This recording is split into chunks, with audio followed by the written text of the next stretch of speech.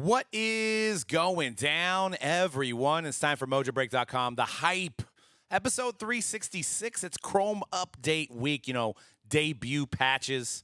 We're going to talk about the checklist, what everybody's chasing.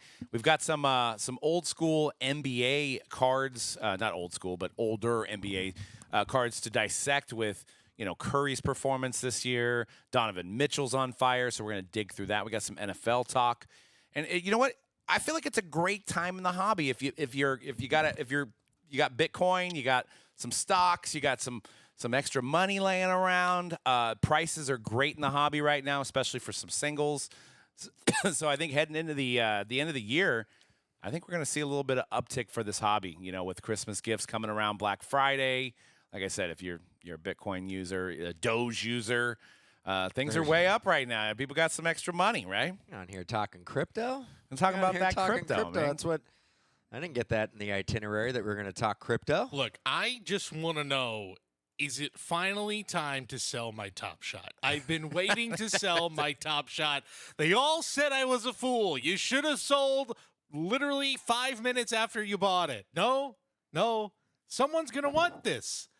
I think I had First off, can you log in to Top Shot? I'm still not 100% sure I got my final payout from Top Shot. I'm not going to lie. I might need to talk to someone over there. Oh, good luck. I got out. It's going to be hard to get a hold of Mr. Shot. I still got out about maybe 5 months after I bought, which I still should have sold about a week after, but I'll take it. I still got all mine. Still got them all? Yeah. Really? Uh-huh. Wow. I don't even know. I don't know my a login. true believer. I don't know my login credentials. I don't even know how to get in. Less of a believer and You got more a gold of a, mine. You got a gold mine. It's like Doge right now, right? It's time. Did they go up? I don't know. Probably not. Does anybody know? I can't imagine it has. Anybody in the chat? You guys have any Top Shot NFTs? Who's still in on? Who's still a Top Shot believer? Man, it feels like so 4 years ago. So 4 years ago. I mean, literally that and the last time Doge went up as much as it's going up is the same exact moment. So. What was the peak of Doge when everybody was going nuts? I think it was like 33 cents. Yeah, it hit like 33 Did cents. it never hit $1? No, it still hasn't, right? No. Yeah. Did it? If you'd have asked me that, I'm like, oh yeah, it went over $1 at some point. Never. I think people were buying it at literally 2 cents a cent, and then it went to 33 cents. And somebody is out there who is a millionaire thanks to Doge. That is 40 cents on at the current moment. So yeah, we're really diving deep. Usually we talk about sports cards. Now we're going to talk about crypto. But it's all relatable, right? Because not my wheelhouse though. But the hobby, is people that have extra money, and maybe if you were a guy that bought Doge at 1 cent, now you have some money to buy some Topps Chrome Update. And what better time to use code UPDATES on Mojobreak.com to get 10% off any of your Chrome Update breaks.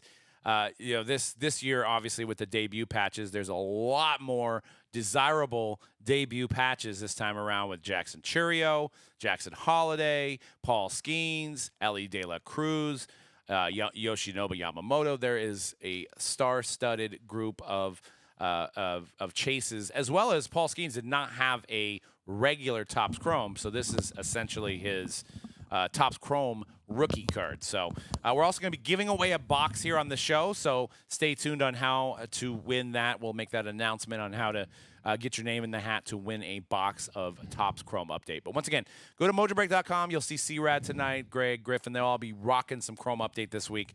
Use code UPDATE, very easy, to get 10% off of any Chrome Update break. So what do you guys think? I mean, we've been seeing some breaks all day here. I think the Paul Skeens regular Superfractor was pulled. It was already pulled, yeah. The non-auto. That already got pulled. Does the product still have legs? I don't know. Is it alive still? Is it I alive? don't know. Something that I looked into before we started really looking at this year's product is how many debut patches are still out there from last year.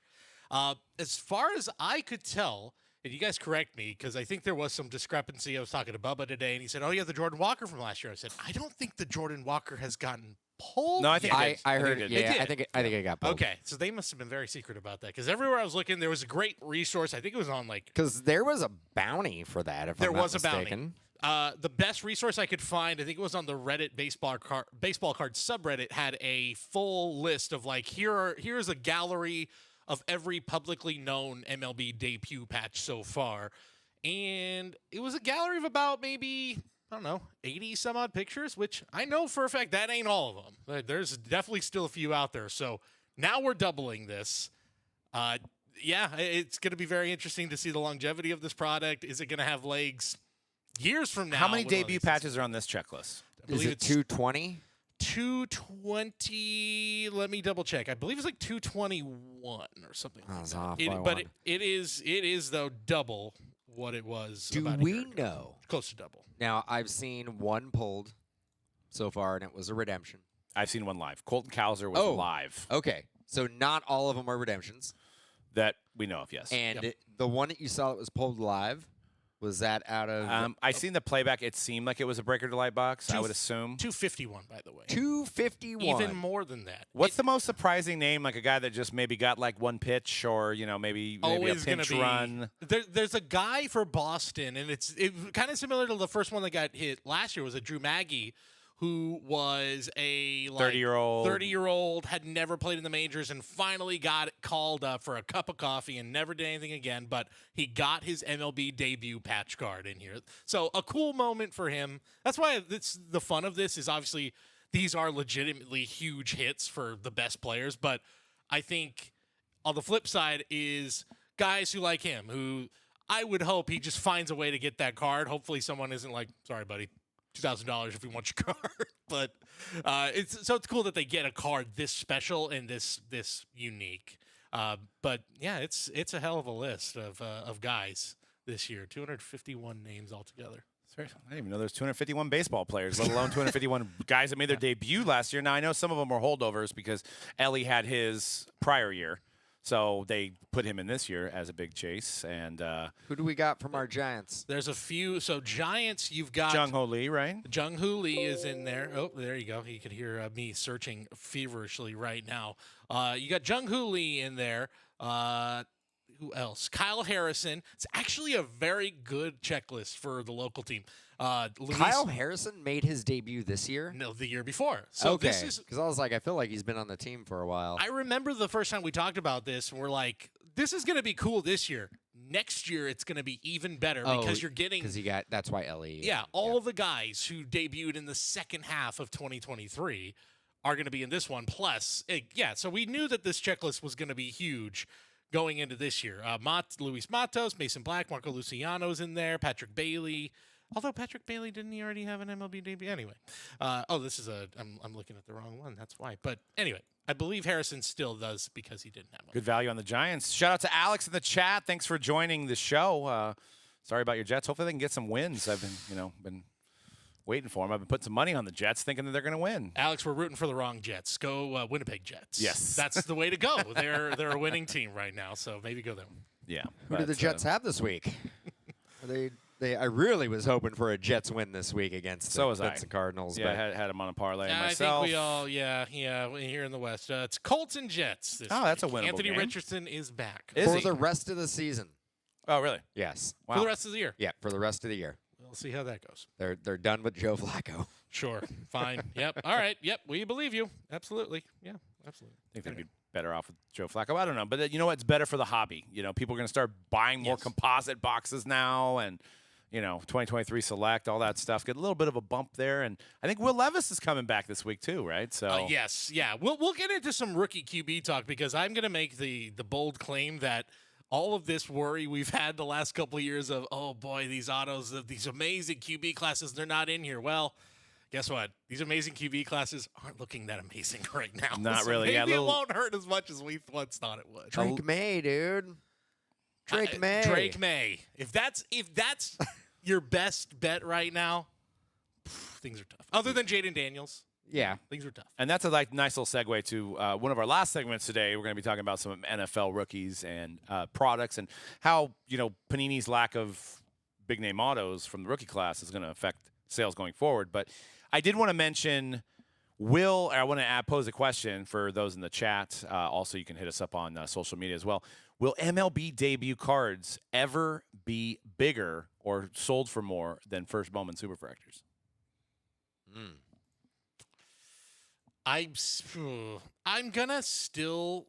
This might be the old school way of thinking. I'm still gonna say no, because I'm with you. It's still the prospect. It's still the very first it's the very best of the very first card. Nothing's ever going to take that away. I think there's some exceptions. I put up a video yesterday saying why I think Jackson Merrill for me would be the one I would want the most, because he didn't have those first Bowman autos. His first autos were on Chrome Prospect autos, which, by the way, did you ever realize why? And I only realized this as I was looking through some singles, and I'm like, oh, I got some Jackson Merrill refractors. Cool.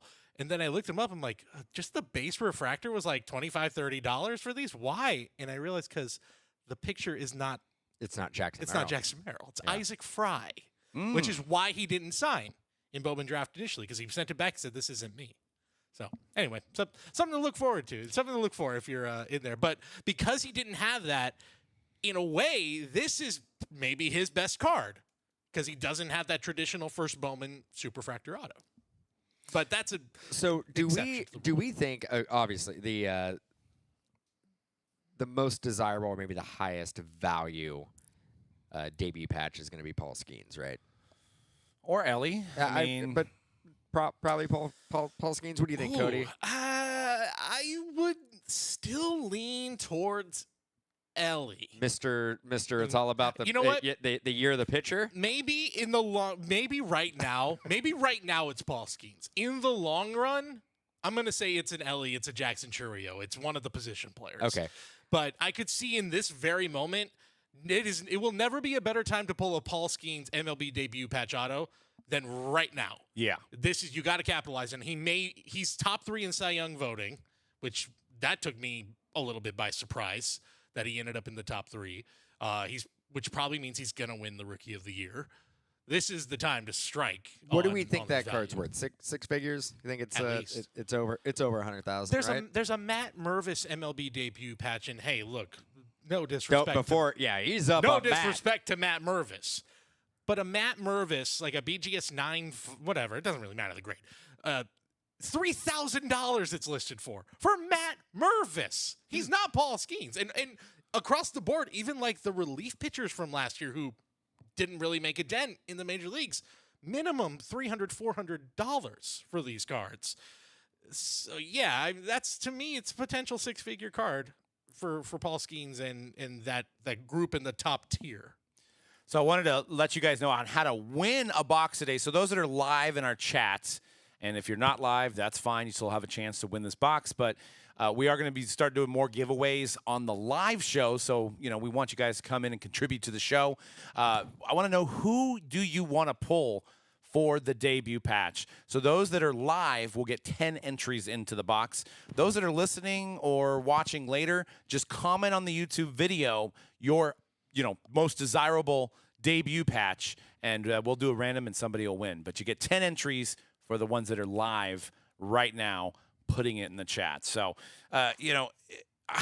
price-wise on that card, it's tough to say. And I also wanted to ask you guys, why is there no bounties anymore in the hobby? We're done with those? Nobody's coming out with bounties? I haven't heard a bounty in like a year.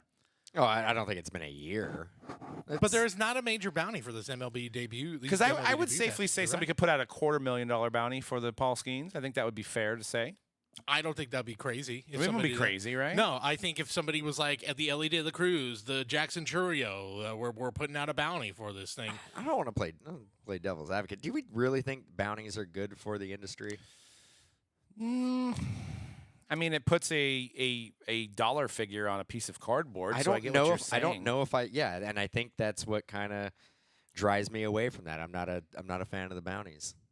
But why did we do them last year in a weaker class, and then we don't do it this year? And when the products were already going up, right now, it would actually make sense because a lot of the products, and I'm not singling this product out specifically, but if you look at like basketball and football products, they've come out at X amount, and they have all essentially trended down.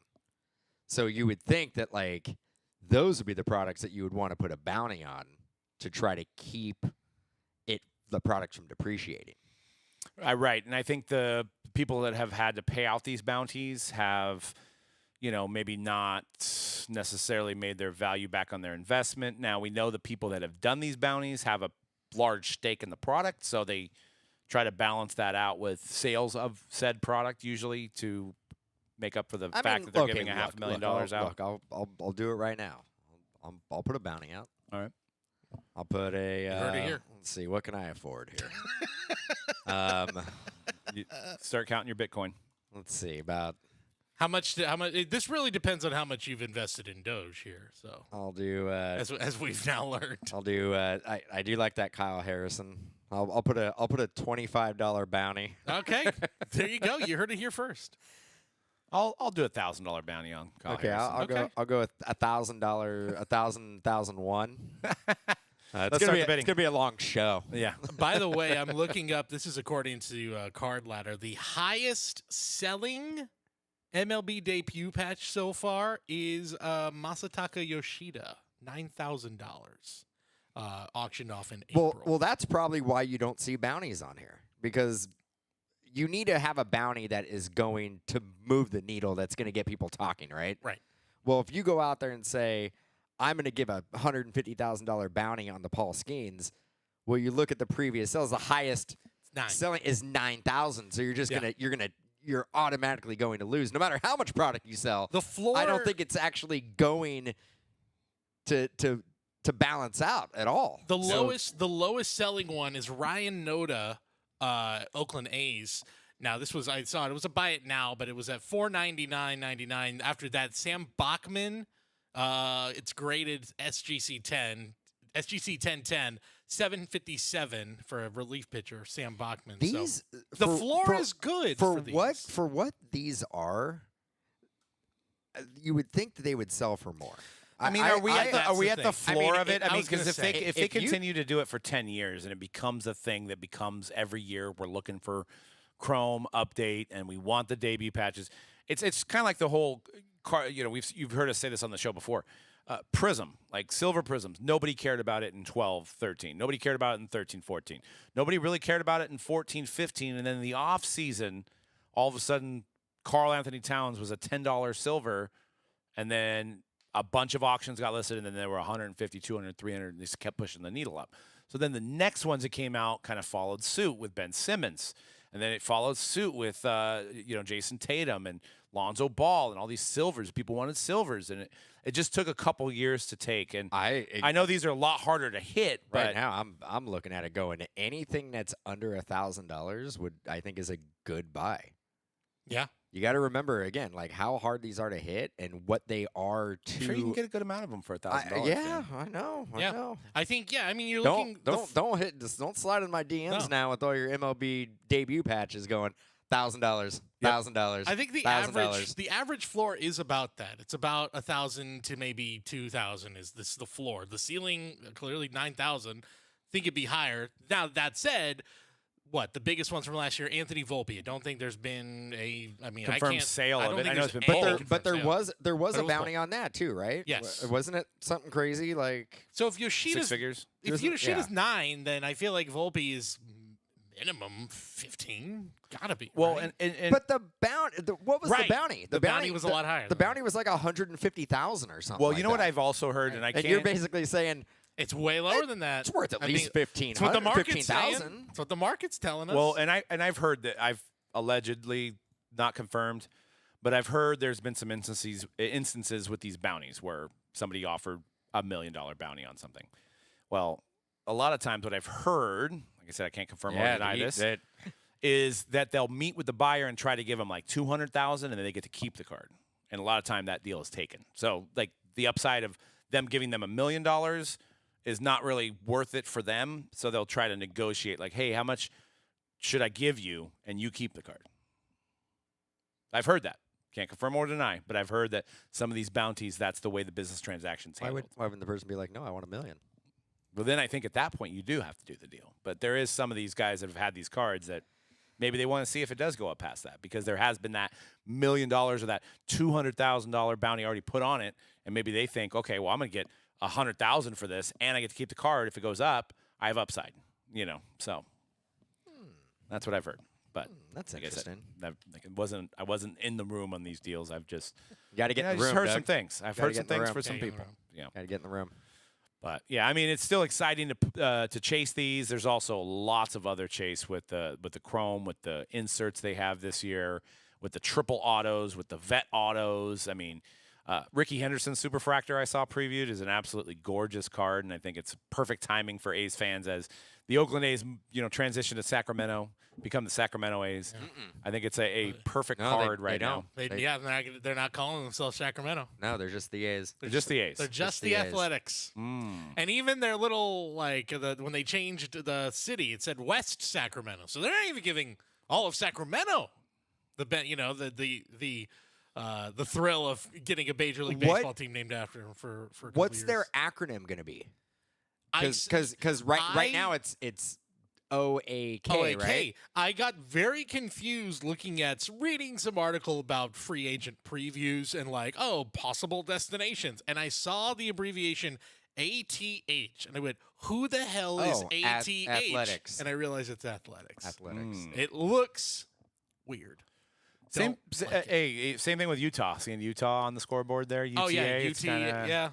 kind of different. Very, yeah. Boy, you've had that for the Jazz. You have. But Yeah. seeing it in hockey, you're kind of like, huh? What's that? Yeah, Or where's like Arizona? hockey club. Can they? Yeah. Why hockey club? Because they haven't came up with a name yet. They're going to have a Let's- name next year. Let's figure it out. Well, it's like, the Washington football team. I know, and that was dumb too. We got Yeah. to get better. Can we make that? Does it take multiple years to come up with a name? Well, Exactly. They want to appease everybody. They've done a lot of polls. Then they do voting processes and see. I think what was the kind of the one that people want? It's like the Yetis. I think it's going to be like the Yetis. Or Utah something like that. The Yetis? Utah Yetis. Which Oh, I think- just keep. I'm not mad at that. Oh, That's just good. just At the keep same it. Just keep it the hockey club. At the same time, the Colorado Son of a bitch. Avalanche have a Sasquatch footprint as part of their logo and have had that for many, many years. So really, aren't you just stealing Colorado's mascot in a way? close. Yeah, but there is a They're pretty close. they're They're pretty close close. together. There's They're a too pretty close. big company that makes like coolers and stuff that I'm sure would be right up in there. Oh, good call. You know what I you're mean? right. That changes the game. Oh yeah, they're playing at the Yeti Dome. Yeah. Yeah, Because when I think about it's just a big cooler. where can I bring my Yeti and pop open a cold one, I think Salt Lake City. But you're right. It is great. It is great marketing. Isn't that where you get the 2.5% beer? Is that where that is? It's actually negative 3%. You sober up Oh. as you drink. Well, on a side note, you talk about having the stadium look like a Yeti. I guess I think it's somewhere in New York. Louis Vuitton is doing some remodeling to their store in Times Square, and they literally put like Louis Vuitton luggage to cover the store, so it looks like there's just luggage in the middle of the street, like 13 stories high. Okay. That was kind of creative. Not Maybe- real luggage. Not real luggage. No, but I was going to say. They somebody sell just luggage, Take one so- right in the middle, and Yeah. the whole thing falls apart. Yeah. So you could make a Yeti dome of like a Yeti cooler. Yeti right? Dome. The I Yeti mean, Dome. it's- Oh, have it be have the whole stadium look like a giant Yeti. That'd be cool. Bunch of Yeti giveaways, like cool. for coolers and bags. I mean, and for a backpacks. hockey arena, and I think there is a hockey arena that is called the Igloo, I believe you're right. but that's like the most obvious Yeah. nickname Igloo. Yeah, you get it. nickname Yeah. for a hockey arena. I always liked the look of the Saddle Dome in Calgary. yeah, Looks like a big Pringle. it does. Yeah. I think it's supposed to be a saddle. It is supposed to be a saddle, and yet to my mind, I think that's a But- Pringle. That's pretty cool. They should just call it the Pringle Dome. The Pringle. The Just call it Pringle Dome. Yeah. Yeah, I'd like that. Before we move on and talk about some inserts, at least one insert that we have on the slides here, what do we think that these type of cards will do when we start getting them in the NBA and NFL, which is predominantly where we see these type of cards that do well when you look at the NTRPAs, you look at the Flawless, you look at the Champ Tags, you look at the Logo Mans. Baseball's always kind of missed the boat, and I think it was needed to have these debut patches. Do we think that these are going to do 2x, 3x, 5x on these NBA and NFL when it comes out? I think, well, yeah, because the NBA has the Logo Mans, and that nothing is ever going to overtake the Logo Man. And the NFL has the Shields, and the Shields I think are always going to be top dog as well. Have we confirmed that they are going to transition? They are going to have these debut patches in basketball and football. I think Well, there's- football's I know they had the patch on the jerseys. Yes, which So- they have Okay. said these aren't being used for anything. It's just for the players. But I think we can all safely assume that when the NFL has I haven't seen everything any. I for haven't tops, seen any of these patches on football. they had them for like week 1. They do have them. I don't know what they call them, like NFL Premier or some week. Or Okay, something. I heard about it, but I don't. Right. I don't recall. Like, so it seems like every baseball player that made a debut, they would show off this patch. Yeah, it, it's would right be, here. it would be prominent, like you can see it. In football, if they've done it, they haven't done as well of a marketing campaign behind it. And part of it too is because for MLB debut, it's like you hang on. Like if you didn't go into the game the day before, you're still wearing that debut patch the day after until you finally do enter the game. Where I think with the NFL, doesn't matter. Like if you're riding the bench that day, it's like cool. That's the one time you're wearing it. So maybe it isn't as special because you're like, yes, is it game worn? But it's like, yeah, but that guy was sitting on the bench the entire game, like, and he was wearing it. That said, I think you can safely assume it's generally being used. the TV doesn't pan to players that are on the No. bench, and they're just like, look what they're doing. Well, they do have. They started doing them in 23, right? So they've had 2 years of them. This is the 2024 one. I mean, they could they get away with doing like, when they get the license next year? Could they get away with doing like this is a CJ Stroud 101 rookie patch, even though it's like 2 years later? I'd be shocked if they didn't do that. Right. Like, if you've got that, then yeah, you should do you should do whatever you can. Do the Bryce Young ones, do the CJ Strouds, do the Jaden Daniels. Like, who cares? We're all in. But this is this year, right? So They've had it for 2 years. Right. Oh. They've been doing it for 2 years. For football? Yes. Mhm. Oh. Again, they very quietly Jeez. said these are not being used for cards, blah, blah, blah. But to me, that's a lot of like, they can't say that yet. I think that we can pretty much guess, like, yeah, they're going to throw these in. And when they do, I don't really know where it does rank, like you said. Like the shield where is, are these on the jersey? it's like in the shoulder, Right like there. in the top shoulder, yeah. Yeah, they're there.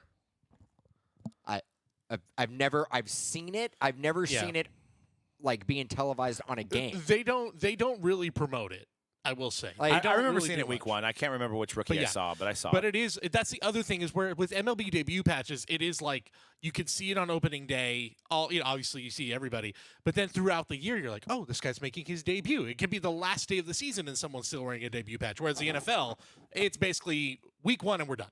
Well, also think about it this way. We talked about 220-something debut patches for baseball. We're talking about 21-man rosters, right? I mean, or we're talking about 26-man roster. 20. You're right. talking about a team of 51 players that could possibly. So you could potentially have a checklist of 400 one-on-one NFL Premier jerseys, right? If I'm doing the math correctly, because there's linemen, there's Could be a kickers, lot. to there's get myself a Josh Carty Premier 2024. So you'll start to see players that they won't even have in products, like a 5th-round cornerback that gets a start and stuff like that you'll be able to chase, and it might be valuable to, season ticket holder, a fan of that team that was at that game. That kind of made me realize, because I was thinking, where is the market for this? Is it going to squeeze in between, like, it's not quite the NFL Shield, but, like, maybe it's like, oh, it's cool. Like, you have the Nike swoosh, 1 of 1 with it. But actually, I think where it might fit in is, like, it's sort of Topps' answer to, like, contenders, where it's like, everybody's here. All the rookies are here. And this product where you can get their premier rookie patch with their auto, that might be the move they do, where it kind of fills that void for them. Well, and we know their approach is to, because I remember we were at the first Topps conference, well, maybe not the first one, but when Fanatics had taken over, and we Arizona? Arizona, and we had ran into a couple of guys from Topps, and they're like, "What do you think the debut patch should be?" And at the time, we're like, "Dynasty, right? Dynasty makes the most sense, or definitive." Diamond But- Icons. It was a lot of high end. We were coming out with a lot of high end stuff. But they were like, they went back to the boardroom, and they're like, "Well, we only make 1,000 cases of that product, but we make we could make a potentially 5 million cases of a Chrome product. So Not that I many. think hopefully not that many. yeah, I'm just saying you want to maximize your dollars. You don't want to put it in a case run of a small print run. I don't So want anybody jumping online and saying, I heard that the print run, they made 5 million cases. Breaking news. Breaking news. I mean, if you throw in the 3 SKUs plus the retail and all that, I mean, it's kinda, 5 million. There's probably not 5 million. Okay, 5 million cards. boxes at least. No, I don't think there's 5 million cards. 5 million cards? Yeah, 5 Probably. million. Yeah, I can't do that. I can't do the quick math. I It's got so- no Well, idea. we could actually go on to Topps' odds and figure out how That's many true. We are could crunch the made of each numbers. SKUs. I'm- If somebody I'm- wants to do that, I'll give I'm them. heavy. please. I'm heavy on the under there, Doug. Who's heavy into on the math in under the of chat? 5 million. Give Well, us I a- wanted to give use us a- a large number because I know, it's scary, though. I know, allegedly. Big numbers But scare me. let's just say thousands cases of Dynasty, but 10,000 cases of Chrome Update. You're going to put it in Chrome Update. So I could see a place where football either has Chrome Update, or makes a version of Contenders and they call it something else because they can't call it Contenders, like postseason chase or something, and then it's like the rookie autos of it. You have the chance at the patches, but it'll be a widespread run. It's not going to be in a run of a high-end product. At least I don't think so.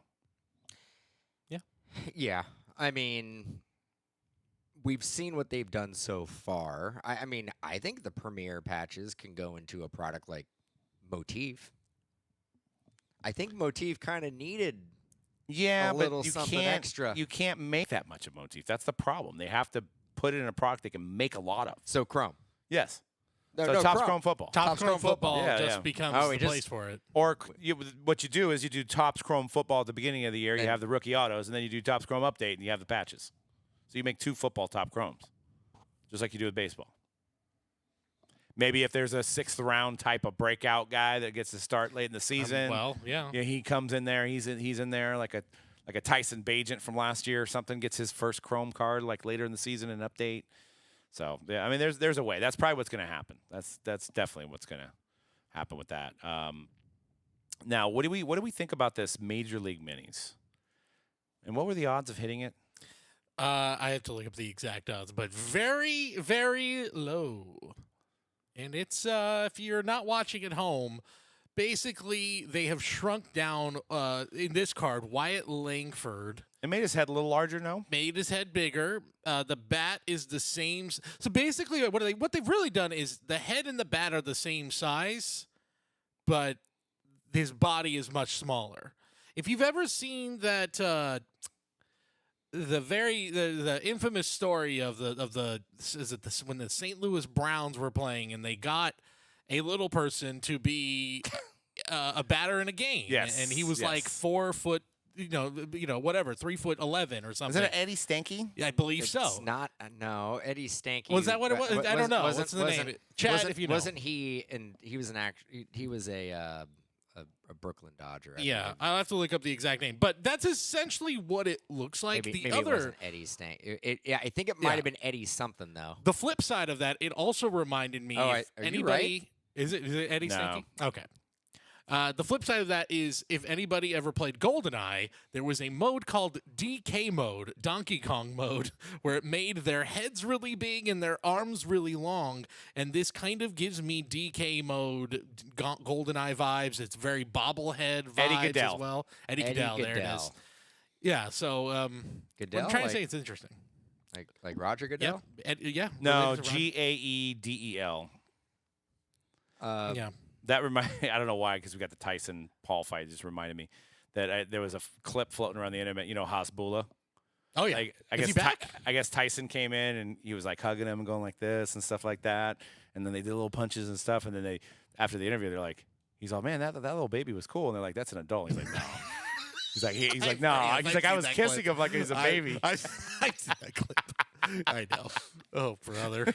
Oh, brother. I didn't do his research before that one, but that's a funny clip. It keeps coming up on my Instagram and my TikTok. Is probably What are we 'cause the Tyson thinking with that? We thinking Lincoln Paul wins that?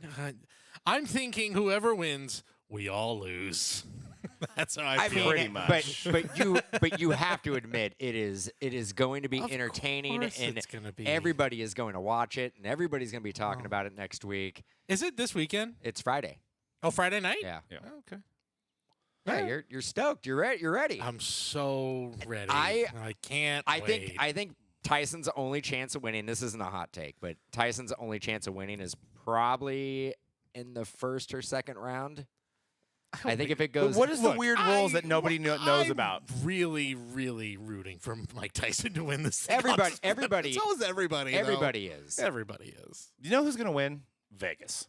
Yep. Because you know what? 'Cause And Netflix. everybody. I thought you were gonna go. You know who's gonna win? The people.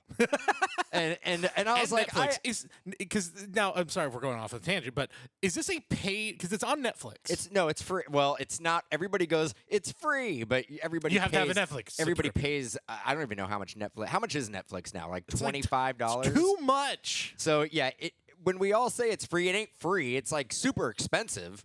But it already is included in your subscription. At Okay, least so it there isn't like an add-on because I know It's better. ESPN does that where it's like, oh, you have to have ESPN plus then it you're paying better an not extra be. $60. It better not be. It might be. It better not be. I'm canceling my Netflix. You know what this subscription if feels that's the like case. to me? This feels like the McGregor Mayweather fight because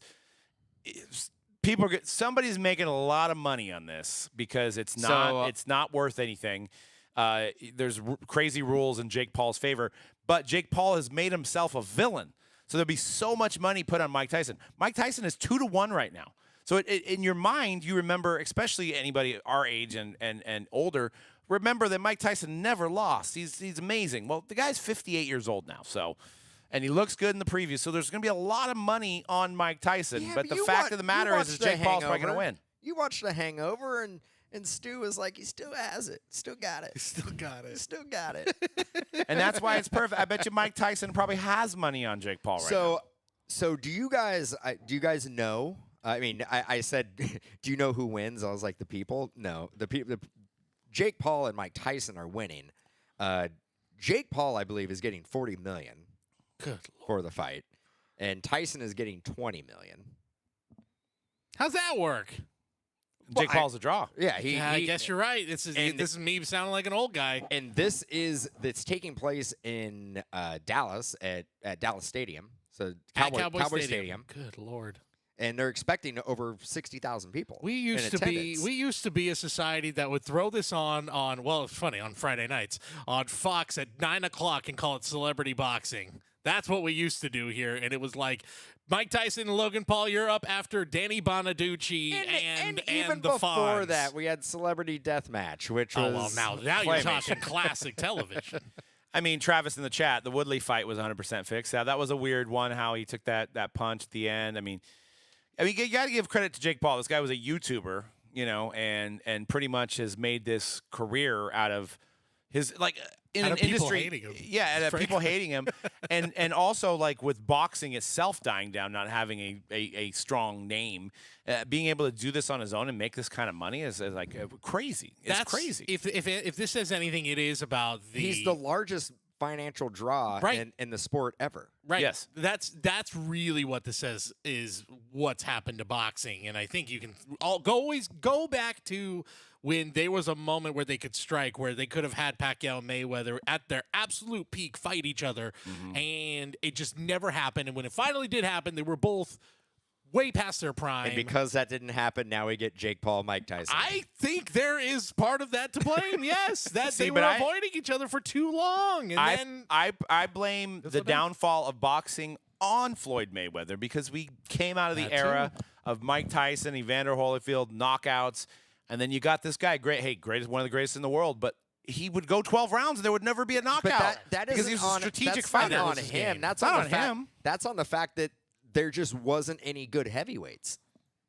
Yeah, there wasn't. Yep. And then Saturday night, or they've moved on to MMA. Yeah, I was going to. That's really what I was going to say. Saturday night is John Jones versus Stipe. Yeah. So that's a big fight, right? That's a huge fight. I don't think John Jones has fought in like years, right? I don't think so. No. I mean, I think they're both really late in their careers, so but he can't be the favorite, right? I don't know what the odds are. Yeah, I don't know on that one. Yeah, like I said, but that's a blind spot with that. John Paul Jones. Didn't his brother play for? Yeah, he played for the Cardinals. Oh, okay. No, and the Raiders. And the Raiders. I don't know why I thought you were gonna say isn't there a drummer or something? I don't know. It could be wrong. John. Yeah. John Bonham. No. Well, there's John Bonham. Yes. No, I know who you're talking about. Yeah. John Paul Jones. Who? I thought you were about to make a music joke or something. No, and I John Paul Jones. It's driving me nuts. I'm looking it up. Is that the Led Zeppelin bass player? It might be. No. Okay. John Paul Jones. Yes, absolutely. Yep, the bassist For Led Zeppelin? Led Zeppelin. That's a good call. Yep. That's what I thought you were going to make a Led Zeppelin joke there. That's what I thought. You have a skill of being able to look at random autographs and be able to tell who it is. I have a skill with being able to name just random musicians and bands, and not just the singers or you're like, oh yeah, that guy. Yeah, he was the session guitarist back in 1978. Absolutely. For Rush, or I don't know what the hell. Too bad we both can't turn that into a paycheck. No, not at all. Wouldn't that be nice? Yeah. Yeah, if there was like some type of obscure band member Jeopardy, I would be same thing with the guest the auto. I would be the Ken Jennings of that league. I feel like I'm pretty good in that too. Not as good as you are, but if Final Jeopardy was 1980s session musicians, you'd be like, let's do it. I'm like, finally. I'm in. Oh yeah. So Travis in the chat says it's -650 on Jones on the site I'm at. -800 to bet on Jones. -800. -800. So yeah, you're probably Stipe is plus 525. If I do the math right, is that like you bet $100, you win $8? I think so. $8. Let's see. I can do that. I can do that live for you. I'm not going to make the bet, but no, $12.50. If I bet $100 on John Jones right now and he wins, I win $12.50. Great. Stipe hasn't fought in 3 years. We saw him at the Panini party. He looked pretty good though. He was in sandals, but he looked pretty good. Is he fighting in sandals? No, well, barefoot. Yeah, so he might be walking in sandals. Sure. So John Jones fought last year, and Stipe hasn't fought in 3 years. Okay. So yeah, it's definitely, you're right. It's definitely a gimmick fight, but it's names of kind of yesteryear. John Jones, I mean, so it's not a big fight then. It'll be a big. We got a weekend of gimmick fights. Yeah, it'll have a lot of eyeballs, but really doesn't do much for the sport. No, not at all. It's just like because it's not like, let's say if Tyson does win, right? It's not like Tyson's like, well, I'm making a run for the championship after this. Here we go. The comeback is on. Even though George Foreman, I mean, he was boxing well into his 50s. Long time. He was both fighting, simultaneously fighting and advertising grills. And I was like, it's impressive. And he went back and fighting, and that was post to George Foreman grill money. Right. Speaking of that, where are those things? I haven't seen a commercial in 10 years. We had one. Definitely had one. I had one. I had a couple. Yeah, we used it a lot. Everybody had one. Everybody had one. It worked. No, it worked great. Yeah. It worked. But where are they? Are they? Can you still buy a Thinking George about Foreman it, grill? it really was just like we're squeezing the burger so all the juices come out, and it's got like, the oh, the slant. fat's gone. But it's like, no, slant. you're just squeezing all the juice out. Like, it's really what was happening. But it cooks on both sides. It does cook on both sides. I mean, you get you're from time of raw burger to in your belly half the time. A glorified panini press is what it was. It's what a glorified sandwich press. Well, you could do grilled cheeses in there too. You could. Like it was delicious. Bring it back. We liked it. And, no flavor, but hey, it's you're feeling good about yourself afterwards. You're knocking the fat out. And then you could then you don't feel half as bad when you order 6 crumble cookies after that. Exactly. So. You can't put crumble cookies in there. No. I don't recommend it. No. Can I literally buy a new George Foreman grill like right now? Is there a website that sells them? I'm surprised. They probably made some advancements in the technology as well. Like I know it's Wi-Fi now, so you can go to the bathroom. It'll tell you when your burger's done. Yeah, it looks like Amazon's still selling them. George Foreman grill, $46. I'll be damned. Yeah, $46. Submersive grill. And it's a hell of an item. Oh, you can throw it in the dishwasher. They're dishwasher safe now, so maybe that's. I told you they were gonna make an advancement. They reiterated. Advanced George Tough non-stick coating too, 3 times more durable.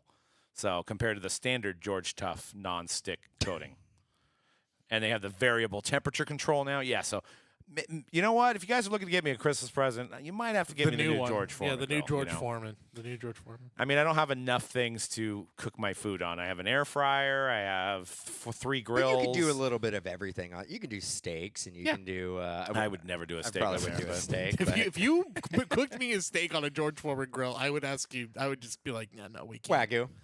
Yeah, well, the steak piece is more expensive than the actual It would grill. just- Well, it no, would the, just the one piece of dissolve on steak there. is probably Yeah. worth more than 80 of Right. the. yeah, you yeah. Oh, brother. Hey, how about some NBA talk? Get us back. I always got to bring it back to food, you know. I know it. NBA talk. How about Steph last night? Or if you're listening to this on Tuesday night, that was as good a basketball game. That felt like last night. I know we're biased locally, but that felt like season is here. NBA is back. Like that was really, really exciting last night. Just all the drama with Steph and Clay and all that. Like it was a really, really fantastic. Luka looking for fouls on every play, complaining to the refs. Always. Well, I wanted to bring up the Warriors because they're 9-2 as we record this. I think we kind of talked off air of like, I don't know if this is another championship run, but it's fun. It's exciting. Like the pieces are here, but let's just play in that area here for a minute. Like, especially after they don't see Clay last night. And if Steph actually can propel this team to yet another run, maybe they get some help midseason, and it does put him. He's already in rarefied air, but like it really puts him in the conversation of like. I think top 3. I think if they are really, really good and they keep it up, I think they get Giannis. Everything is kind of lining up perfectly. And if they get Giannis, then yeah, I think they're poised for another run. I mean, if you look at the West, I feel like obviously the East is way better than the West, talent-wise, team-wise. Yeah, I mean, the one team, Chet's out for 10 weeks. He'll probably come back at the end of the season. I think the Nuggets are still kind of scary. But beyond that, the Suns, Katie, I don't know, Booker. The Thunder they seem are good. Thunder are good, but they Thunder don't are have good. Chet now. I mean, they Yeah, even with SGA is that, good. You're right. I mean, I'm not really scared. I mean, the Lakers are 6-4. Who knows? I feel like there is a chance the Warriors could be the number 1 seed, but trying to beat maybe the Celtics, Cavs. The East is really, really top heavy. Where I think the Knicks are finally coming into their own. But like I think there's 3 teams there that are as good as any in the NBA. The Celtics are well above everybody else right now. I think that's just pretty. lost to Atlanta They did just lose to Atlanta. without Trae Young. Yeah. All that said, though, the Cavs right now are unstoppable. 12-0. So, Yeah, crazy. But I did want to talk just kind of Steph's legacy in general. These are not going to be direct comparisons, but again, we're playing in this world of like, what if Steph were to win another ring? And looking at these were just some comps I had, some notable high-end patch auto sales this year, and this is really the only category you can put him in now is LeBron, MJ, and him. If he does win another ring, and I think you kind of can only put him in that conversation right now. I know these are exquisite patch autos, but basically just showing the massive difference of where Steph is for some flawless patch autos versus where MJ and where LeBron is like. Well, LeBron has what, 3.5 rings? So and Steph has 4. Well, there's that too.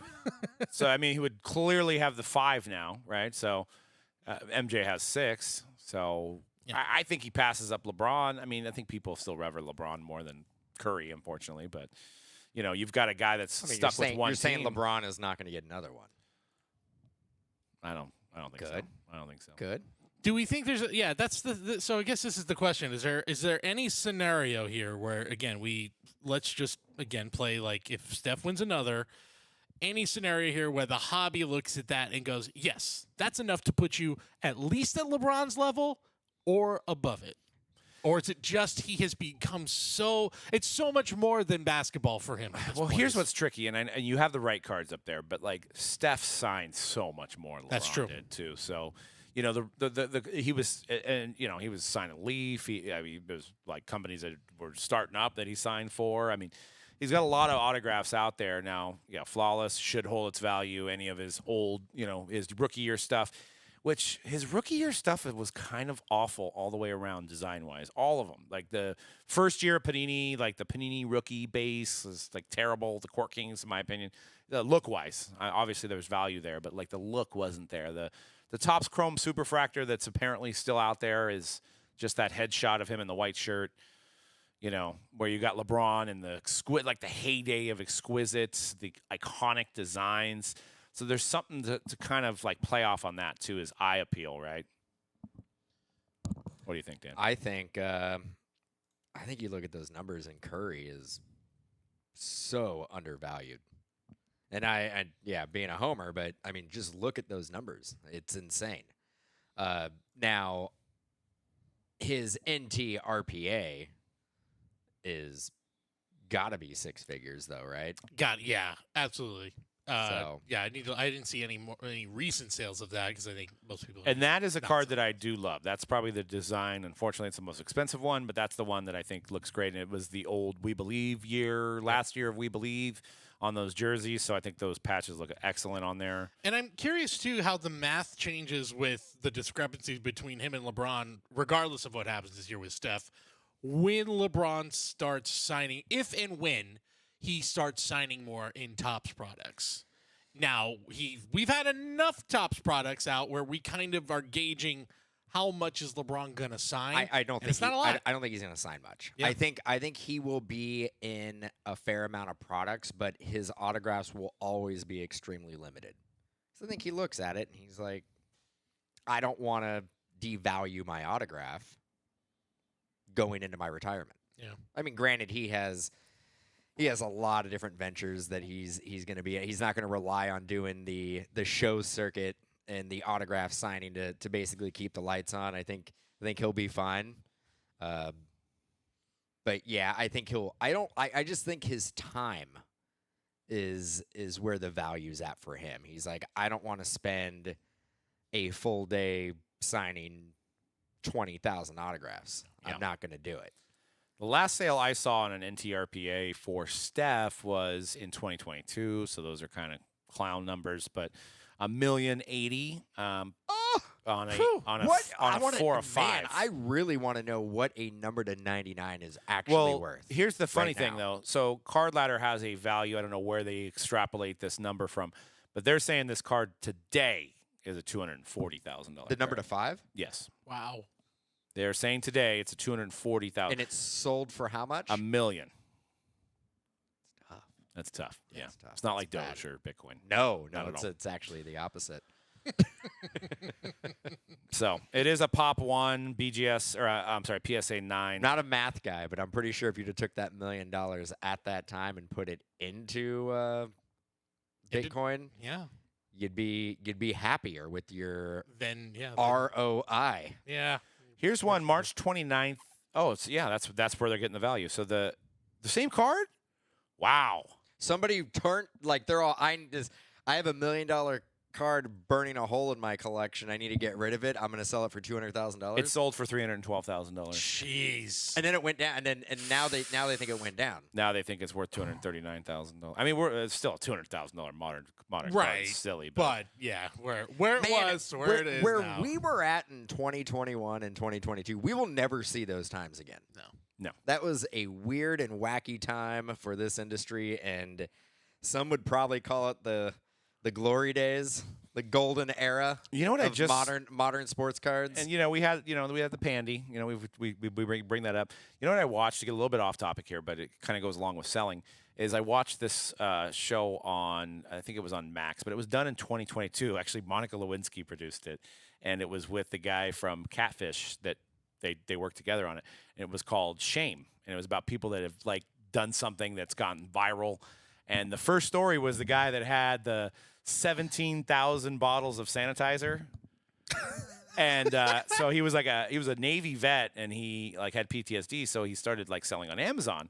And he got, wind of the Wuhan thing in China, and he went around to the dollar stores and bought all this like sanitizer. And he thought that they were interviewing him to say how successful he was on Amazon, but then it turned around to be like, you're a piece of crap. And he just got all these threats and stuff of, how could you do that? And then Amazon at the same time was like, you can't sell this on Amazon anymore.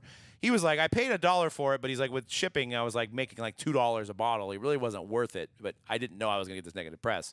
And I think we can all agree that we remember that guy, right? Yes. When it happened. So he was made like a martyr for that when he was just trying to trying to make a buck. Yeah, he's like, if I could do it over again, I probably wouldn't have done it that way. But I thought people needed it, and I was, It was also, it coincided too with like everybody storming the stores for toilet paper. So it was really just like, what a weird moment we're in right now. That's also the thing that I just want to go. Oh, the back toilet on. paper thing is never gonna be. Why did we put so much value on toilet paper? I don't know. Like, why was it never like? understand It's that. like I need the necessities. That's the one I won't get. Not the like. Let me get some canned foods. Yeah. Because I don't know. Yeah. We were truly in the unknown. It was toilet paper. It was man. like, let's get stuff that's non-perishable. It's like, I'm gonna be home and I'm probably gonna be Toilet paper. pooping an insane amount. So I just want to make sure that since I'm home, I just want to. Oh man, I can run out of food, insane. but I can't run out of toilet paper. We went Doesn't it crazy. work hand in hand though? I do remember like towards the beginning though. I do remember. I probably have some pictures of my phone still though. I would go down some aisles in the store and they were just empty of everything. It was insane. It was wild. It was There was literally lot wild. times. and there was also stuff I remember that wasn't available, like hand sanitizer, and stuff like that. Those Clorox wipes. Oh yeah, Lysol wipes were hard to Lysol get wipes for a were while. they were worth their weight in gold. Yeah, they were hard to get for a while. Yeah, well, maybe you remember even the sanitizer had to come back out and it was like really alcohol smelly because they couldn't like cultivate it fast enough. Like they had to like rush job it to come out. But this guy was like, he had bought it before the first death happened, so he didn't really understand the complexity of the situation. He just thought he could make some extra dollars on it. And man, yeah, he's like. He was like reading all these death threats that he was getting, and like people were putting his address online, his phone number, all that stuff, and stuff. It was a tough go at it. But back into basketball talk, you guys talked about how great the Cavaliers are doing. I feel like one of the most underrated players to this day for his whole career is Donovan Mitchell. I don't know what it is about the guy people don't like. He did a crazy 360 layup that I've never seen in my life. He did that. We had a Prism PSA 9, and I was putting together a buyback, and I was like, all right, that's a pretty good card. $6. $6 Graded. for a graded base Donovan Mitchell Prism. Not a silver, just a base. Out of rookie, we're talking rookie year? Rookie year, Donovan Mitchell, $6. That seems insane. I mean, I have it up here. I know his card is more, but like, I think put this in perspective. Like that's Donovan Mitchell versus Trae Young here. Yes, he does sell a little more, but hold on. I know, Dan. I know, but Okay, one's a first PSA off. 10 and one's a BGS 9. I just think there's not that like. I can't believe Trae Young is- $400. I think $400 separating these two cards I think seems that's a steal. kind of crazy. it's a steal for Trae Young.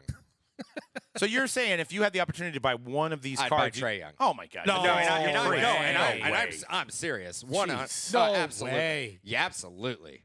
I love Trae Young. I know. You do. Apparently. I love Trae Young. You like Dennis Smith Jr. too. I love Dennis Smith Jr. Where's he at? Is he in the league? He's probably putting up at least 30 somewhere. Yeah, maybe in the G League or Maybe. something. Yeah. Oh, I was No, gonna he is he on Portland? I'm looking it up right I think now. he's on Portland. We're gonna play a version of the Chat. Who would you rather have? Trae. These RPAs that we showed, I probably wouldn't buy either of them based on the price. But if you had enough money to buy one of these two, and you can only buy one of these two, are you buying Trae Young RPA or a Donovan Mitchell? Who are you buying? Yeah. Let's just settle it. Dennis Smith Jr. currently a member of the Brooklyn Nets. Yeah, and probably Ben Simmons is Brooklyn Nets. best player on the team, probably averaging what 18 and 4. 6 points, 6 3 points. rebounds. That's hard. And the NBA is a hard league. Look, that's hard to do in it's the hard NBA. to do it in the NBA. It is. I couldn't do it. I couldn't do it either. Nobody can. There's a very select people. On that list is Dennis Smith Jr. And I had to throw this one up too. LaMelo Ball is currently third or fourth in the league in scoring right now. Yeah. Charlotte There's Hornets also are like a low lot. key. There's a Not lot. I don't bad. want to be a downer. There's a lot of injuries right now. There's a lot of injuries. There's a lot of Paolo's injuries. out for an indefinite amount of time. The guy I'm about to show you, Zion? Zion's out for an indefinite amount of Yeah. time. Ja's out. Chet's out. Yeah, there's I mean, a I lot wanna- of guys out. Before we move on from Donovan Mitchell, is it the Yeah, fact yeah. like we're West Coast and he was Utah for years and 7 o'clock game, so 10 on the East Coast starts. Is it just like if you were going to watch a West Coast game, you're probably watching the Warriors or the Lakers. Was it just that? Is that it? That maybe a lot of people just didn't see how good of a player he was? 100% the reason why Donovan Mitchell is still not as valued is because he played in Utah, a team that's just, even when they were good, weren't getting the national exposure, and of course timing it with when the Warriors were still the Warriors and on. Yeah, so if it was a 7:30 game and when LeBron went to the Lakers, so if it was a West Coast primetime game, it was the Lakers. It was the Warriors. It was one of those teams. Maybe even the Blazers, with Damian Lillard. With Dame still. There's never been a player besides Donovan Mitchell that anybody would try to collect that played for Utah. Utah never. Yep. Utah Besides was maybe Karl Malone and John Stockton back in the day. Back in the day, but I'm saying in modern times, there was never. The Utah Jazz were never the first team to go in a PYT break. Yeah. And he moves over to Cleveland, which, yes, I know, LeBron James was in Cleveland, but, like, outside of LeBron James, that team has never really produced a star. Like, and it took the biggest name that anyone had ever seen up that wasn't named Michael Jordan. Kyrie, when he was a rookie, he definitely drove. But he benefited from having LeBron on the team, of course. Which I think too, there was also the feel of like, oh, they drafted Kyrie, he's the next guy. Whereas like Mitchell comes in and it's like this weird like, oh, they're kind of an interesting team. This has been, I mean, I don't think anybody saw 12-0 for the Cavaliers. Like I think everyone saw like that's a good team. They're not going to be a championship contender, but that's a good team. 12-0 for this team seems wild. So maybe the lesson, if you're buying Utah in breaks and you're, maybe Walker Kessler someday will be good. Probably not. Right. No, not value-wise. Unless you're just a big fan of the switch. team and you want to collect them for whatever reason. The other lesson is the 2017 draft class. Just every single year continues to be just more guys are coming out of there where you're like, man, this every year, like, I mean, Jason Tatum's won a title now. You have Donovan Mitchell there. Laurie Marketing, you talk about a guy in Utah. I know he's not, unfortunately he's in Utah, so he doesn't get the same love, but he's become a star player. So a lot of really good, talented guys. Alex says, have you seen Trae Young's new haircut? Nobody's buying. I wasn't buying with the haircut before. It's fair. I mean, and I'm not a guy that's known for the full head of lettuce, but you know what I mean. He's got pro lettuce. I like the lettuce. I'm a big fan of the lettuce. I'm gonna Google the haircut. It ain't good. It's not. What did we do here? It's fine. Haircut? Let's see. It's not. It's not. If I remember one, it's a lot more. The beard is the big part of it. He's gone full beard, and look, I'm usually in support of this, obviously. Yeah, I don't know. It just looks kind of funky. Oh, with the little beard on the bottom? Yeah. And the hairline is, it's either like make a choice at this point. That can't be real. Yeah, that's him. No, his beard now? That's not his hairline though. Photoshopped. Maybe I'm not looking at what you're looking at, but I did. Oh, shaved head? No. He's not. No, he's. Dude, I'm he's getting not. trolled here on Google because there's like I don't think any of this is real. Well, see, here's the thing: is that people also have like people put his hair like it's become sort of an NBA meme of. Oh, he has no lettuce. Making him. Yeah, exactly. It's very thin. Yeah, he's a little light on the lettuce. It's again, make a decision. Again, I've not had to have that decision yet, but when the day comes and I can see it, I can see that hairline creeping up. It's gonna be like, well, it's decision time. Do you go with the Larry David or do you just give it up? Yeah, it's not great. Yeah, it's not great. You don't need to have pro lettuce to be a great basketball player. It went from great lettuce to you don't need that. You don't need that. Like people stare at these cards, Dan. Nobody is going to the games and they're like, you know what? I'm sitting this one out. I don't like his haircut. It's fair. Yeah, but people are going to choose where to put their money. And Donovan Mitchell. Give me Mitchell right now. Give me Mitchell. Okay. The future's brighter. I'll forever. It's the same reason why Greg Oden didn't sell either. No. Well, LeBron's dad. Might have been a lot of other reasons for that one. One more I want to highlight, and again, I mentioned LaMelo is off to a really good start, and this is two guys that kind of encapsulate a moment for the hobby, Zion and LaMelo. LaMelo, a BGS 8.5 before the season started, sold for $55.80. Yeah, 13? we bought one of those for like, I don't know, $32,000, 40, Dan. 40 grand. Yeah. Did we win? No. No. No, we don't win. No. And I know that Zion price is way lower than what it was. Well, yeah, I actually just have this. I'm glad Yeah. you put this up because I took a screenshot of this I kinda today. wanna- I- Does anybody know at the I height want to buy that card. in February 2022? Okay, that card, literally almost the same patch. Granted, it was a 9.510, which who cares? BGS sucks anyway. How much do you think that one went for What year? in 2022? Oh, when we were playing with Monopoly money. Yes. $250,000. Keep going. No way. 500K. Keep going up. No. Yeah. 580,000. $594,000. Well, worth every dime. And now Is what some people would say. a recent one did sell for 19,000, and then of course we have the 8.5 here. I just saw there was a PSA 10 of this that sold for maybe it wasn't even that PSA 9 that sold for 21K from 2 weeks ago. Where Wouldn't I'm like, that be fun though? You buy that card for 13,000. Mhm. And then somebody comes over and you're showing off your collection. You can actually say, like, this card's at one point worth $500,000. yeah, boy, At one point, yeah. Yeah, you're all, this is you know At what? one You're- point. Like, here, you want to hold this? You're holding $600,000 right now. Somebody's like, are you kidding me? You're all, well, at one So point. it's like a At cool, one like a point- cool party trick. If I had $13,000 burning a hole in my pocket, Instead of having the Dow wine, you have the design that used to be 600,000 as a centerpiece of your table. yeah. Exactly. by the way, another guy who's out indefinitely. Zion. Zion. Yeah, I know. I think I said that 3 times in this podcast. I really wanted to talk about Zion. You know what makes you wonder, because the Knicks are on an uptick, and there was a lot of praying that they would get the lottery pick number 1 that year. I wonder if things would have changed, because New Orleans Pelicans, that they used to be Charlotte at one point. I think they were OKC at one point as well. Anthony Davis never really sold well there, and he stayed healthy. You got this guy, if he was on like a Knicks or the Lakers, or would it have changed this path? I mean, you can't change the injuries, but I think LeVar Ball said it the best. You can't do anything at Smoothie King Arena. you guys ever had a Smoothie King smoothie? No, Didn't there used to be in the malls. I don't know. I Orange Julius, I remember. I saw it when I was in New Julius Orleans is one of the recently, so- most underrated drinks ever. Orange Julius runs circles around Jamba Juice. I don't understand what happened.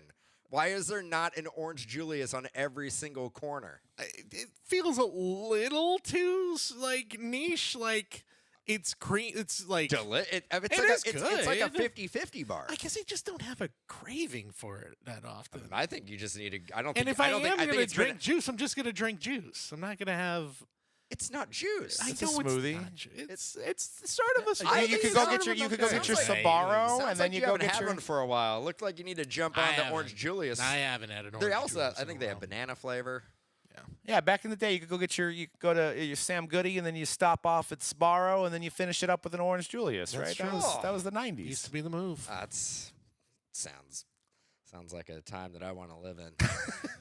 It's your tape players. Yep, where that happened, and Zion cards I do were believe $500,000. It's funny because they took a lot of the Orange Julius out of local malls. There is Oak Ridge does have an Orange Julius. I believe though. No, it's confirmed. Yeah. Walker in the chat says the artificial orange flavoring might have been the downfall of it. I think it was actually what really brought people in. I only want it. I think the fake orange is Get out of really- here with your preservatives. Didn't Tang make their living off of the fake Tang. orange Love flavoring? Tang.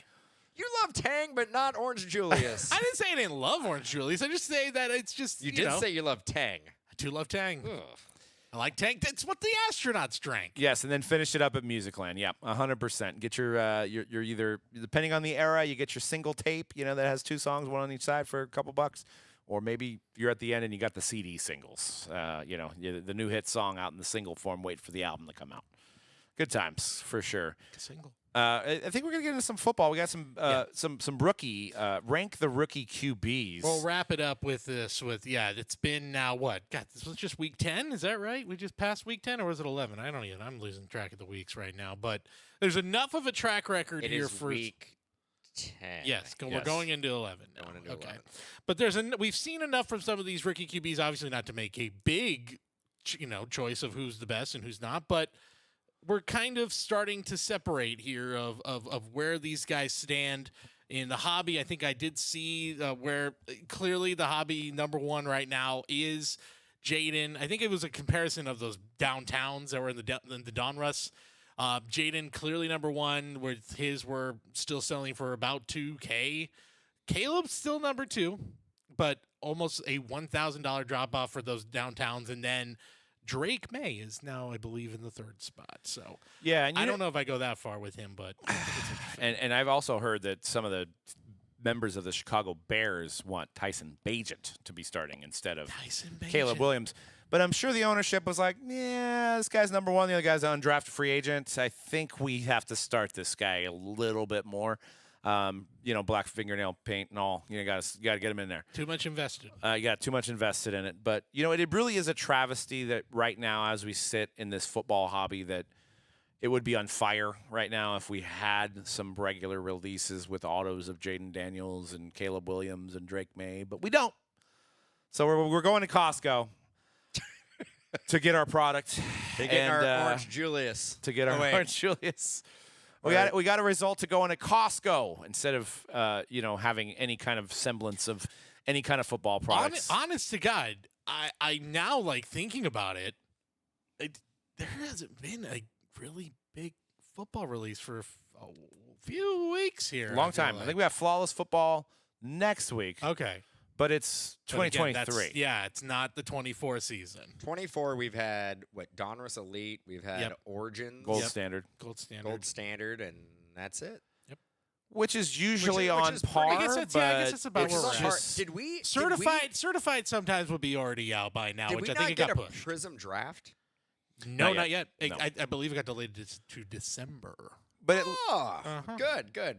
After when the season's pretty much over for. But last year we at least had Anthony Richardson autos, and he had played a few good games. He got hurt, but he showed signs.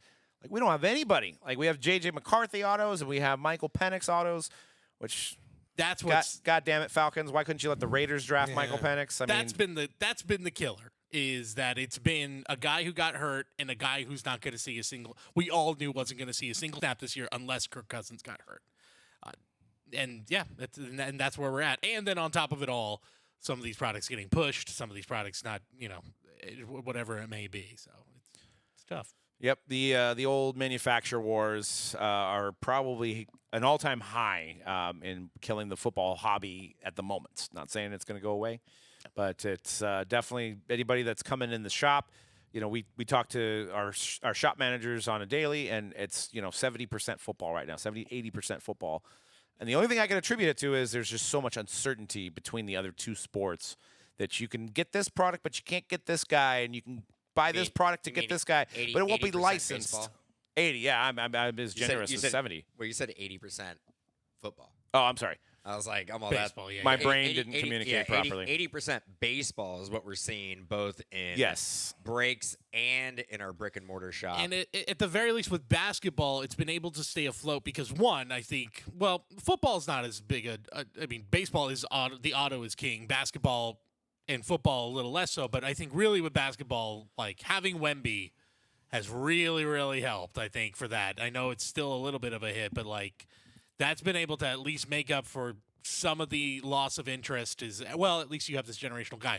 Be interesting to see what happens this year with this rookie class as you went from, there's a generational guy to there is basically no one in this class. I was going through, we were buying some product yesterday, and I saw wholesale cost on Contenders football, 23 Contenders football was $190. That is cheaper than any Contenders. I think I could remember.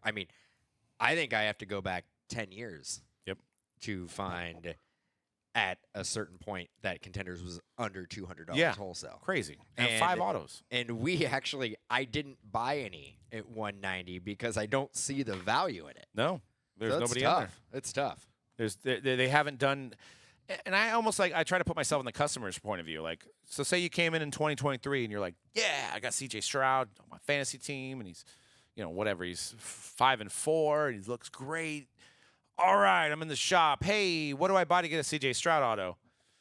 well, you can get a base card in Donruss. Or how about the shops that didn't say anything, and the guy's like, cool, I'm going to buy Donruss Elite. I want a Pen Pal CJ Stroud auto, and you get it home, you rip it, and you don't get anything good, and you're like, they didn't even tell me there was no CJ Stroud auto. So then you go to another year, like, I got Jaden Daniels on my team. I'm going to go in the shop. Because, I mean, we live it and breathe it, and we know it. But I'm sure somebody that just gets the itch or sees a card, maybe they see, a Tom Brady rookie auto out of Contenders, and they're like, you know what? I'm going to go in and I'm going to chase that Jaden Daniels because I believe he's the next Tom Brady.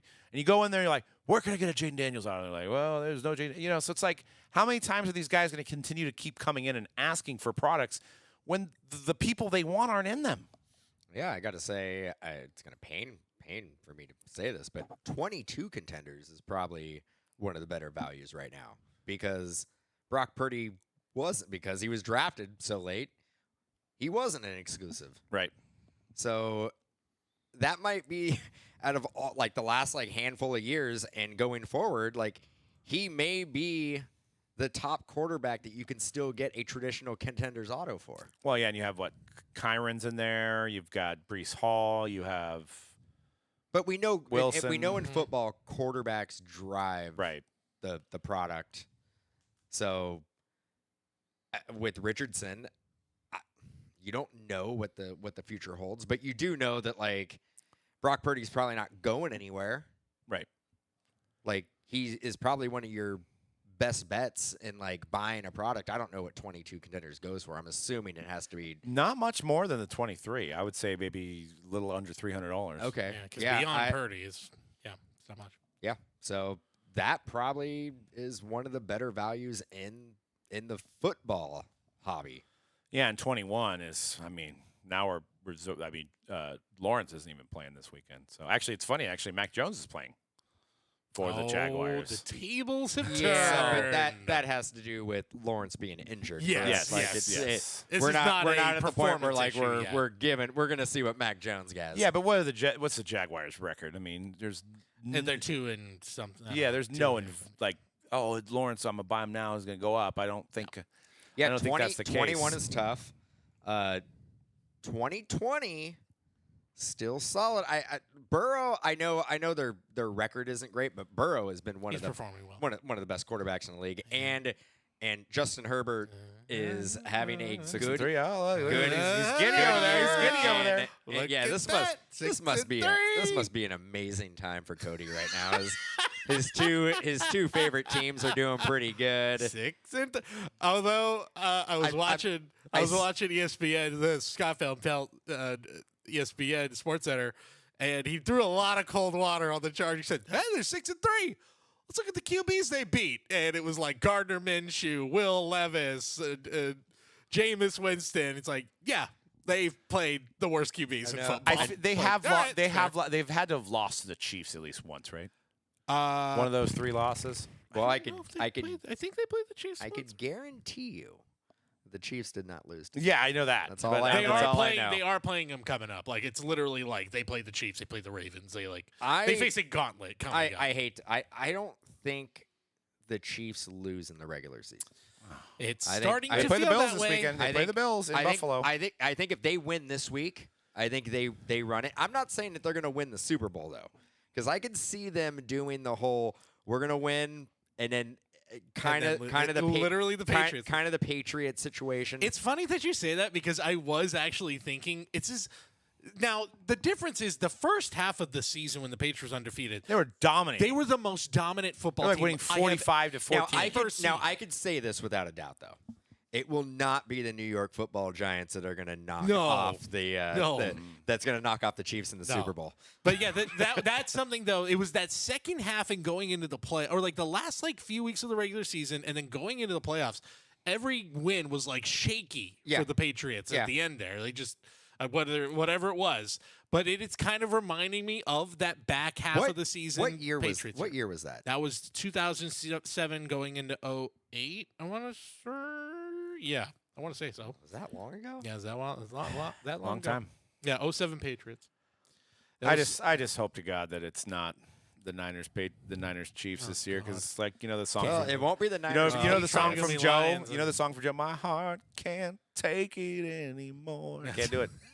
I can't do it. I can't. I will go out of the country if it's the Super Bowl between the Niners and Chiefs. Let the Detroit Lions have Yeah, that heartbreak, why not? or Yeah. or you know what? wait, Win a wait. Super Bowl. Good for you. So you would prefer the Niners not to go to the Super Bowl just so they won't lose against the Chiefs? It's a possibility. That did sound bad, didn't it? It's a That possibility. sounded really It's a bad, didn't possibility. it? That literally is like, well, if we're gonna play the Chiefs, I just don't even want to go. I don't even want to go. I don't want to go. You guys win.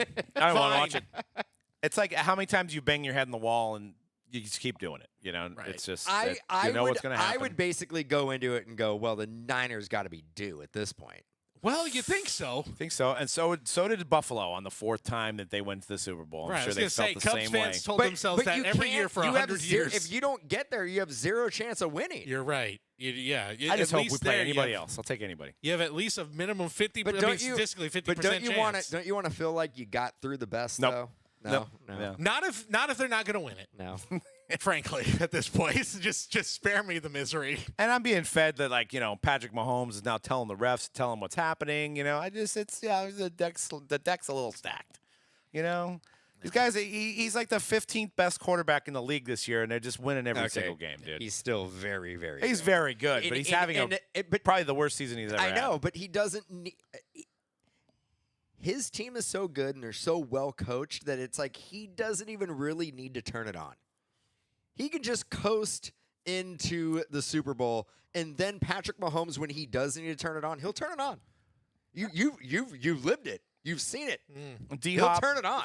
D-Hop was like in the retirement home, and then all of a sudden he's 2 touchdowns. Did you hear his press conference? Well, He's so like, you said Mahomes is like the 15th best quarterback, but D-Hop's catching balls. He's not catching them from Carson Wentz. No, he ain't.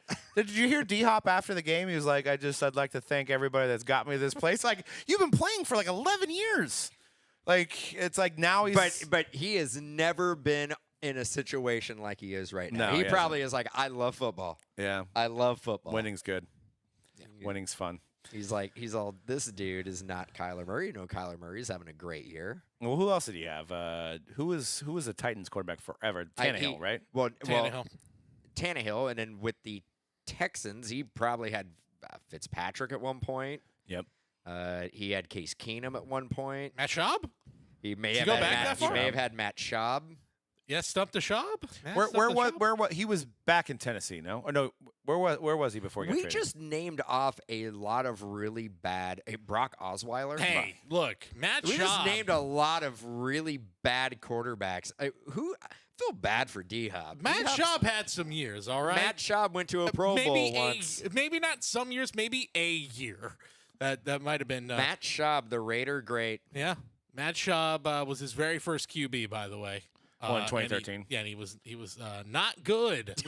He had a couple decent years of Deshaun Watson. No. Oh Maybe? yeah, he had Watson. That's right. That's right. He That's had right. he had Deshaun Watson's He had best Deshaun. year. Pre-massages, right? Yeah, I mean, he before had the public knew. He had Deshaun for a couple of years. Yeah, that's right. Yeah, he had 1,572 yards in 2018. I 11 think that touchdowns. was Deshaun Watson's Second year. MVP caliber year. I think that was his best year. Crazy. Yeah, he has 81 touchdowns. But yeah, he was on Tennessee for the last. He had 1,000 yards 2023. I guess he had a quiet 1,000 yards. Very quiet. But yeah, he was not doing much this year to the point where I was like, maybe I thought he retired. I thought it was like Julio Jones situation, but man, he came alive in that game. So we'll see. Had him on my fantasy team and dropped him. Like a few weeks into when he was in with Tennessee, went, well, I'm not starting him. That's cool. I dropped Chase Brown. So That wasn't Chase great. Brown, yeah. Chase Brown wasn't. It wasn't a good drop. Yeah, we always have those. We have those. How much will a coaching change help Caleb? Who do they have as a coach now? well, they did just fire their Offensive offensive coordinator. coordinator. right? Eberflus is still there, but they fired the offensive coordinator. Waldron. This deep into a season, I don't think that does anything other than it just signifies like this didn't work, and like I just don't think there's enough time at this point. Like you are who you are. But the Bears looked good at one point. They this season. did early in the season. They had some momentum going. And I don't know what happened. You know what's funny? It's when everybody kind of right now everybody's healthy receiver wise, right? Like it should have been that. And wasn't that the asset? It was like, look at all these great receivers yeah. they have. I have them. I've drafted them all in all these leagues I'm in, and I'm like, they're all going to be good. Is it a point? Is it a Keenan case Allen? of like Keenan you had Allen. too many guys where he doesn't know where to go? I don't know. It's just nothing's working. Rome hasn't done anything. He has too many options. Too many options. Too many options. There's too many cooks in the And kitchen. Herbert just left there, correct? He didn't to live well. He got traded. Cincinnati. Yeah, But, he got traded. I mean, he wasn't really getting any playing time anyway. Look, what's happening here, and I put it in the notes because this is my thesis. Is you talked all about it's weird time for football collectors. It's kind of tough, but like this could all be much worse if these draft classes, which we all looked into the first, like both this last year and this year, where we went, wow, so many QBs. This is great. What a shame their autos aren't going to be in here.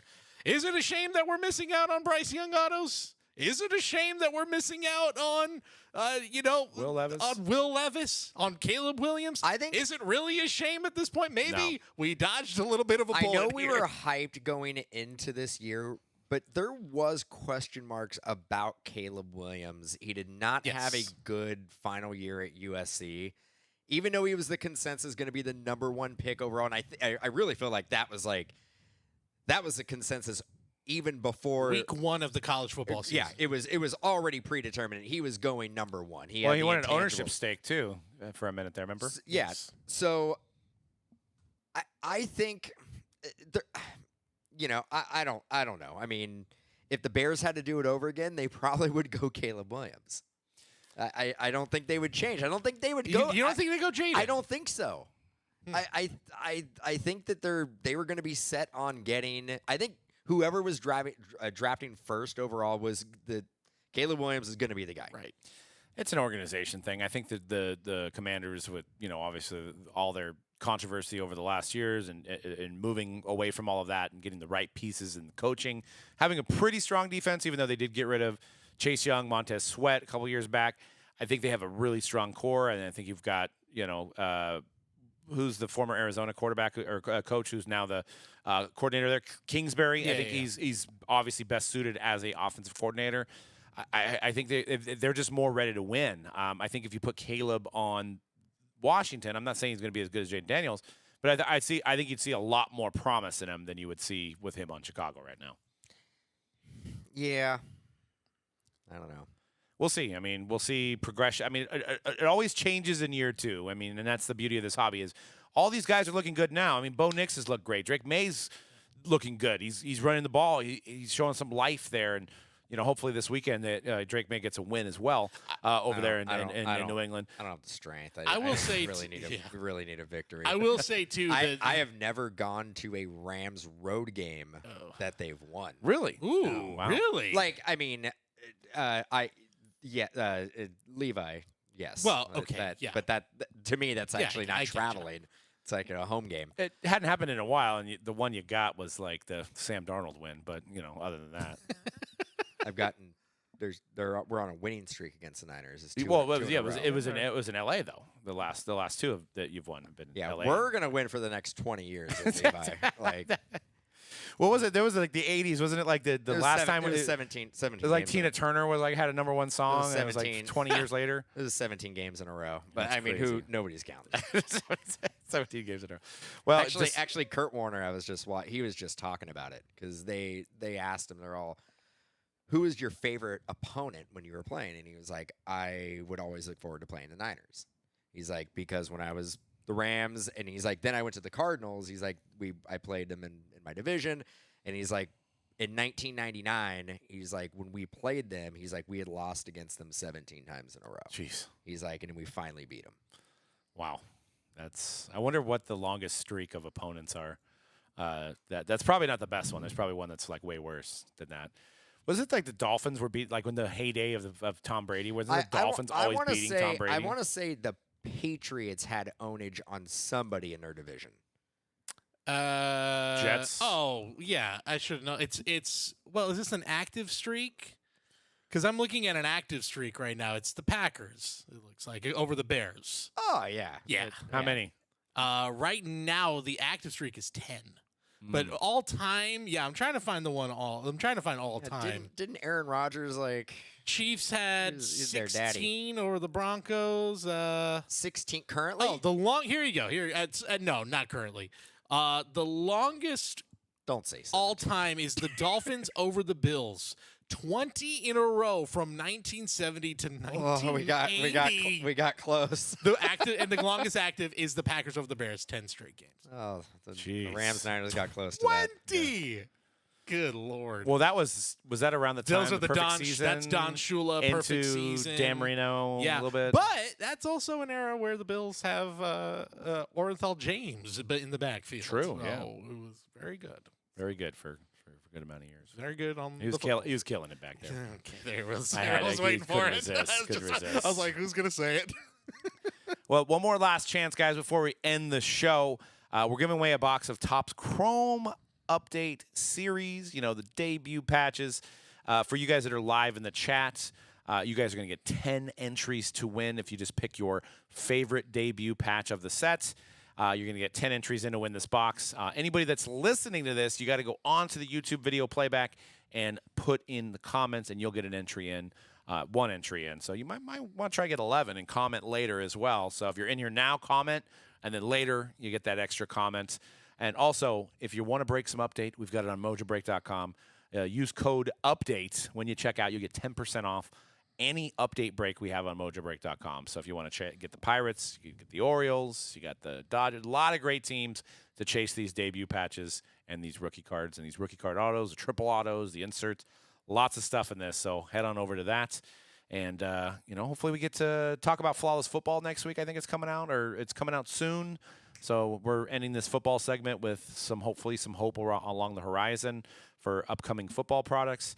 But as always, follow us at Mojobreak_com on Instagram and X. And join our Facebook. We also have Mojobreak Plus now. Mojobreak player auctions. We'll be doing some player auctions on the district for Topps Chrome update cases. So jump in. All bids starting at $1. You can bid on your player. So if you don't want the Pirates, you just want Paul Skeens, that's the place to do it. You can click on our banner on Mojobreak.com to get into that. And we'll see you guys next week on The Hype. Peace.